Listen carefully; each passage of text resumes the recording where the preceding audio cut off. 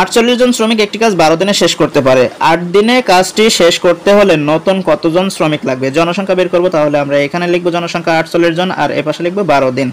12 দিনে কাজটি করতে পারে 48 জন শ্রমিকে। আচ্ছা, অতএব একদিনে কাজটি করতে পারে 48 জন শ্রমিক। যদি 12 দিনে ধরে করে, একদিনে কি ওই 48 জন শ্রমিকে করতে পারবে কাজটা? না, করতে পারবে না। তখন আপনার জনবল বাড়াতে হবে, আরো শ্রমিকের সংখ্যা বাড়াতে হবে।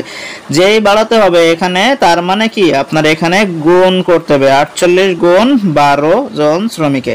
এবার একদিনে যদি আপনার এতজন শ্রমিক লাগে, তো আপনার কাজটা 8 দিনে শেষ করতে চাইছেন, তো 8 দিনে শেষ করতে গেলে কতজন শ্রমিক নেবেন? একদিনে যদি অনেক শ্রমিক লাগে, নিশ্চয়ই সেই কাজটা 8 দিন ধরে করাতে চাইলে শ্রমিকের সংখ্যা কমাতে হবে। যখনই কমাতে হবে তখন কি সেটা ভাগে চলে আসবে, 8 ভাগে চলে আসলো। কাটাকাটি করেন, 6 8 48, 6 বারং কত? 72 জন শ্রমিক। তাহলে নতুন কতজন লাগতেছে সেটা বের করব।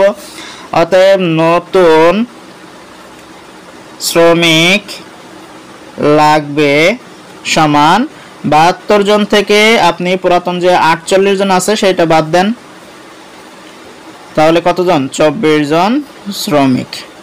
24 জন কিন্তু আপনার নতুন লাগতেছে। উত্তর লিখবেন কিভাবে? অতএব নির্ণেয়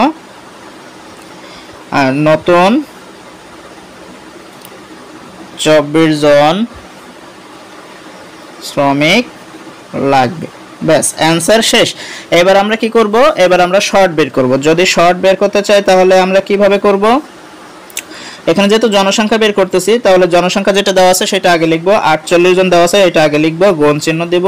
উপরে কি লিখবো? দাগ দিয়ে উপরে লিখবো যে প্রথম লাইনে যে দিন সংখ্যা আছে সেটা, আর নিচে লিখবো নিচের লাইনে যে দিন সংখ্যা আছে সেটা। 8 দিয়ে 48 কে কাটেন, 6 8 48, 6 বারং কত? 72 জন। এর থেকে আপনি কি করবেন? পুরাতন লোক সংখ্যা ছিল 48 জন, তাহলে বিয়োগ করেন। বিয়োগ করলে আপনি যেটা পাবেন সেটা হলো নতুন লোক সংখ্যা। নতুন লোক সংখ্যা কত? 24 জন। এটা হলো অ্যান্সার।